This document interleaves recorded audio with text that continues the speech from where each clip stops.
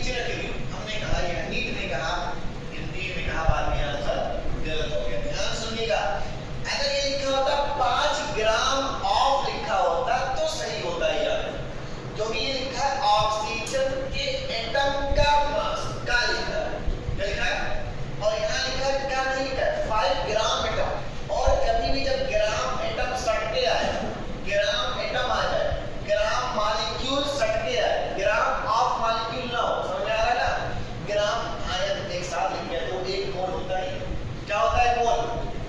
अभी तो बताया कि ग्राम एटम का मतलब क्या होता है, एक मोल। ग्राम एटम का मतलब क्या होता है, एक मोल एटम। ग्राम एटम का मतलब एक मोल एटम। ग्राम मॉलिक्यूल का मतलब एक मोल मॉलिक्यूल। ग्राम आयन का मतलब एक मोल आयन। तो ग्राम एटम तो लिखा है, आंसर इज 5। इसका आंसर इज 5। समझ में आ रहा है? इसका आंसर क्या बन गया, 5 मोल ही। मोल ही दिया था, तुम चूक के मोल निकाल के कुछ और कर बैठे। समझ में आया ना? तो पहले चूके समझ में आ रहा, आंसर इसका क्या आ गया, 5 मोल ही इसका आंसर है। समझ आया ना? अब नहीं गलती करोगे, नहीं देख पाए।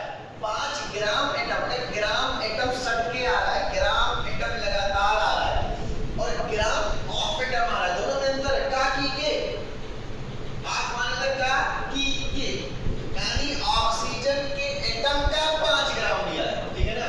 और यहाँ कहाँ कह रहा है, ऑक्सीजन के एटम का कहाँ कह रहा है, एटम का कहाँ कह रहा है, का नहीं है ना।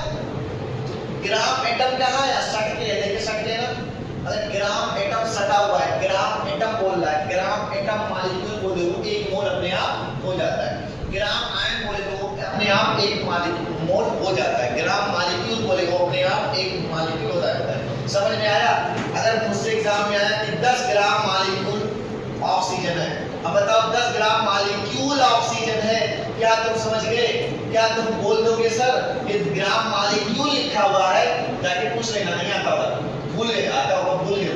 10 ग्राम मॉलिक्यूल ऑक्सीजन लिखा है, ग्राम मॉलिक्यूल का मतलब क्या होगा, 10 मोल होगा। क्योंकि हम बेसिक को नहीं देखते, इसे गलत करते, हम क्या नहीं पढ़ते, बेसिक नहीं पढ़ते।